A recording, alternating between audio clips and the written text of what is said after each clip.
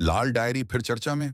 गहलोत के करीबी ने खोले उनके काले राजा राजस्थान की राजनीति एक बार फिर गर्मा गई है। राज्य के पूर्व मंत्री राजेंद्र सिंह गुढ़ा ने पूर्व मुख्यमंत्री अशोक गहलोत पर सीधा और बड़ा हमला बोला है। झुंझुनू में डीटीओ ऑफिस के बाहर डंपर मालिकों के धरने को संबोधित करते हुए गुढ़ा ने कहा, जल जीवन मिशन में हुए करोड़ों के भ्रष्टाचार के पीछे सिर्फ एक व्यक्ति नहीं है, बल्कि इसके पीछे एक पूरी श्रृंखला है जिसमें गहलोत भी शामिल हैं।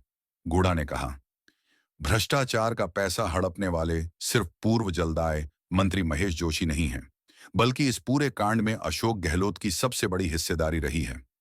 उन्होंने दावा किया कि जब वे सरकार में थे, तब उन्होंने खुद देखा कि कैसे भ्रष्टाचार से कमाया गया पैसा बांटा जाता था और उसका सबसे बड़ा हिस्सा गहलोत को मिलता था।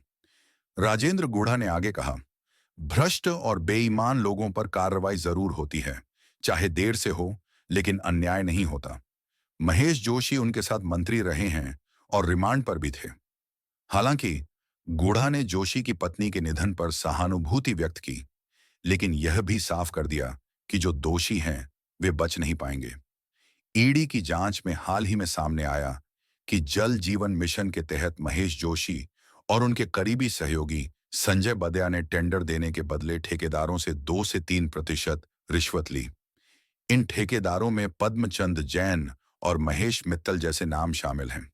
आरोप है कि जोशी और उनके सहयोगियों ने अनियमितताओं को छिपाने और मनचाहे ठेके दिलवाने के लिए रिश्वत ली। गुढ़ा ने इस पूरे मामले में दो टूक कहा कि गहलोत की भूमिका को नजरअंदाज नहीं किया जा सकता।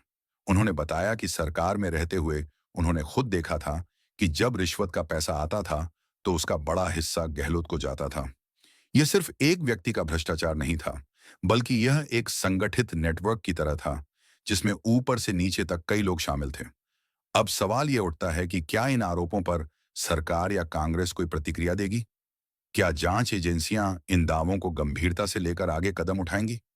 राजस्थान की राजनीति में इस खुलासे ने हलचल मचा दी है।